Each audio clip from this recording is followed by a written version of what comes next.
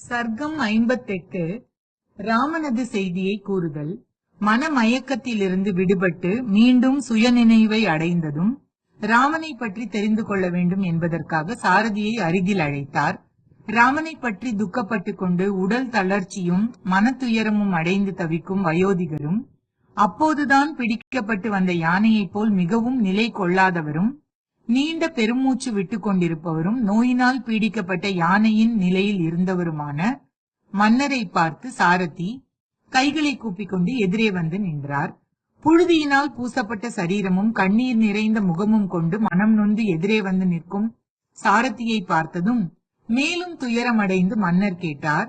தர்மாத்மாவான ராகவன் அரச மாளிகையில் வாழ்ந்தவன், மரத்தின் அடியில் எப்படித்தான் வாழப்போகிறானோ மிகவும் சௌக்கியமாக வாழ்ந்தவன், உரிய காலங்களில் அறுசுவை உணவு உண்டவன், இப்போது என்ன சாப்பிடுகிறான் சுமந்திரரே? கஷ்டங்களை அனுபவிக்க வேண்டாதவனும் சக்கரவர்த்தி திருமகனும் நல்ல படுக்கையில் படுக்க வேண்டியவனுமான அவன் எவ்வாறு கரடு முரடான தரையில் படுத்து உறங்குவான்? அவன் வெளியே புறப்பட்டு சென்றால் அவனுடன் காலாட்படை, தேர்ப்படை, யானைப்படையும் செல்லும். அவ்வளவு பெருமைக்குரிய ராமன் மனித நடமாட்டம் இல்லாத காட்டில் எப்படி வசிப்பான்? கொடூரமான விலங்குகள் நடமாடுவதும் கருநாகங்கள் வாழ்வதுமான காட்டை என் குமாரர்கள் இருவரும் வைதேகியும் எவ்வாறு சென்றடைந்தார்கள்? சுமந்திரரே, ரதத்திலிருந்து இறங்கிய பின் கோமளமான சரீரம் உடையவளும் நோன்புகள் நோற்பவளுமான சீதையுடன் அரசகுமாரர்கள் இருவரும் எவ்வாறு கால்களால் நடந்து சென்றார்கள்? சாரதியே, அஸ்வினி குமாரர்கள் மந்திரமலை காட்டிற்குள் செல்வதைப்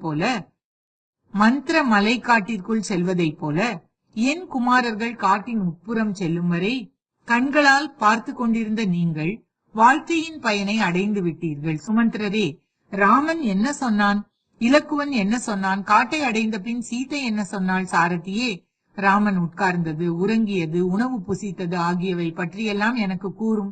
யயாதி மன்னன் தேவலோகத்திலிருந்து மண்ணுலகுக்கு தள்ளப்பட்ட போது சாதுக்கள் வாழும் இடத்தில் விழுந்ததால் மீண்டும் தேவலோகத்தை அடைந்தது போல நான் உன் பேச்சை கேட்டுக்கொண்டே உயிர் வாழ்வேன். இவ்வாறு மன்னர் செய்தியை சொல்லும்படி தேரோட்டியை தூண்டியவுடன் செய்தியை தெரிவிக்க சித்தமாக இருந்த அவர் கண்களில் நீர் வழிய குரல் தழுதழுக்க வேந்தனை நோக்கி சொல்ல ஆரம்பித்தார். பார்வேந்தரே, எப்போதும் தர்மத்தையே சார்ந்திருக்கும் ராமபிரபு தங்களை தியானித்து கைகளை கூப்பி தலை குனிந்து வணங்கி என்னிடம் பின்வருமாறு சொன்னார். சாரதியே, ஆத்ம ஞானியும் வணங்கத்தக்கவருமான என் தந்தையாரின் பாதங்களில் என் பொருட்டு விழுந்து விழுந்து வணங்க வேண்டும். தேரோட்டியே, அந்தப்புற மாதர் சிரோன்மணிகள் அனைவருக்கும் என் உடல் நலம் குறித்து கூறுங்கள். ஒருவர் கூட விட்டு போகாமல் அவரவருக்கு தக்கபடி என் வணக்கத்தை தெரிவியுங்கள். என்னுடைய தாயார் கௌசல்யா தேவியிடம் என் நமஸ்காரத்தை தெரிவித்து நான் சௌக்கியமாகவும் எல்லாவற்றிலும் கவனமாகவும் இருப்பதாக சொல்லவும். இவரிடம் இவ்வாறு செய்தியை கூறுங்கள். தாயே, தர்மத்தில் நீங்காத பற்றுடையவராக அந்தந்த காலங்களில் செய்யும் அக்னி காரியங்களில் உறுதுணையாக இருங்கள். தந்தையை தெய்வமென பாவித்து அவருக்கு பாத சேவை செய்து வாருங்கள். தான் என்ற செருக்கையும் மற்றவர்களை காட்டிலும் நான் உயர்ந்தவள் என்ற எண்ணத்தையும் விட்டுவிட்டு எல்லா அன்னைமார்களிடமும் இயல்பாக பழகுங்கள். மன்னருக்கு பிடித்ததை செய்யுங்கள். அன்னை கைகேயையும் அவ்வாறே செய்ய சொல்லுங்கள்.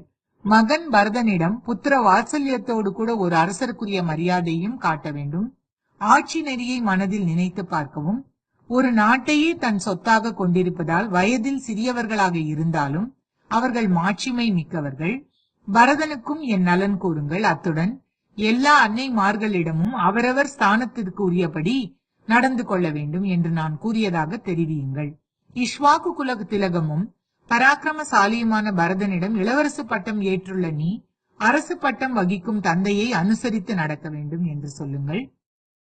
மன்னர் மிகவும் வயோதிகம் அடைந்தவர். நீ அவரை எதிர்த்து பேசாதே. அவர் சொல்லுக்கு மாறாக நடக்காதே. நீ இளவரசனாக இருந்து வா. அவருடைய ஆணைகள் மதிக்கப்படட்டும். தொடர்ந்து கண்களில் நீர் பெருக்கிக் கொண்டு என்னிடம் சொன்னார். புத்திர வாத்சல்யமுடைய என்னுடைய அன்னையார் உன்னுடைய தாயாரைப் போலவே கருதத்தக்கவள். பார்வேந்தே, இவ்வாறு என்னிடம் சொல்லிக் கொண்டிருக்கும் போதே செங்கமலக்கண்ணன் பெரும் புகழ் படைத்த ராமன் திருக்கண்களில் இருந்து ஏராளமாக கண்ணீர் பொழிந்தது. ராமன் இவ்வளவு அடக்கமாக செய்தி சொல்லி அனுப்பினார். ஆனால் லட்சுமணனோ அடங்காத சினத்துடன் பெருமூச்சு விட்டுக் கொண்டு சொன்னார். ராஜகுமாரரான இவர் எந்த குற்றத்திற்காக நாடு கடத்தப்பட்டார்? மன்னர் கைகேயின் பிடிவாதமான சொற்களை கேட்டு உடனே அதை நிறைவேற்றிவிட்டார். அது நியாயமோ இல்லை அநியாயமோ, அதனால் கஷ்டத்திற்கு ஆளாகி இருப்பது நாங்கள்தான். ராமச்சந்திரமூர்த்தி நாடு கடத்தப்பட்டதற்கு காரணம் கைகேயின் பேராசையாக இருந்தாலும் அல்லது மன்னர் அவளுக்கு கொடுத்த வரங்கள் தாம் என்றாலும் நடந்ததென்னவோ மகாபாவம்தான். ராமன் கைவிடப்பட்டது தெய்வ சங்கல்பமோ அல்லது மன்னனின் இஷ்டமோ, இவை எதுவுமே ஏற்கத்தக்கதாக இல்லை. தர்ம விரோதியான இந்த காரியம் ராமனை நாட்டை விட்டு வெளியேற்றுவது என்பது முன்பின் யோசனை இல்லாமல் தான் தோன்றித்தனமாக செய்யப்பட்டிருக்கிறது.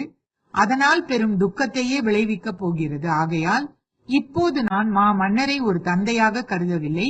எனக்கு தந்தை, தலைவர், உடன்பிறப்பு, உறவு எல்லாம் ராமச்சந்திரமூர்த்தியே. எல்லா மக்களுக்கும் பிரியமானவரும் எல்லா மக்களின் சுக சௌக்கியத்தில் ஈடுபாடு உள்ளவருமான ஸ்ரீராமனை மன்னர் துறந்து விட்டாரே. இப்படி செய்த பின் எல்லா மக்களும் எவ்வாறு அவருக்கு இணக்கமாக நடந்து கொள்வார்கள்? எல்லா குடிமக்களுக்கும் பிரியமானவரும் அறத்தின் திருவுருவம் ஆகிய ராமபிரானை நாட்டை விட்டு வெளியேற்றி அதனால் எல்லா மக்களின் பகைமையை பெற்றுள்ள இவர் இனி எவ்வாறு மன்னனாக மதிக்கப்படுவார்? இதுவரை இலக்குவன் கூறிய செய்தி. மாமன்னரே, நோன்பு நெறியில் நிற்கும் சீதா பிராட்டியார் நீண்ட பெருமூச்சு விட்டு துர்தேவதையால் பீடிக்கப்பட்ட மனம் கொண்டவள் போல அசைவில்லாமல் திகைத்து நின்றாள். புகழ் பெற்றவளும் இதற்கு முன் துன்பத்தை அனுபவித்து அறியாதவளுமான அரசகுமாரி தன் கணவருக்கு ஏற்பட்ட துக்கத்தை பொறாதவளாய் அழுதாள்.